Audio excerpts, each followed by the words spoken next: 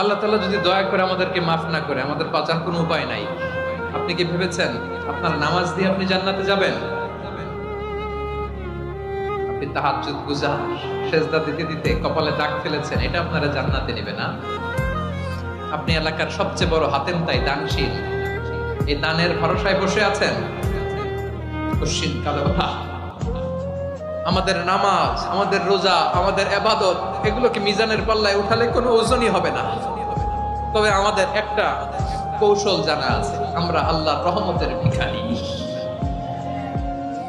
আমরা সেদিন আগেই গুনার স্বীকৃতি দিয়ে দেব। আমরা বলবো, আল্লাহ তুমি প্রশ্ন করার আগে তোমার একটা কথা বলি, আমারে কিছু জিজ্ঞেস করো না, আমি সব করেছি। এমন কোন পাপ নাই যে পাপ আমারে দিয়ে হয় নাই।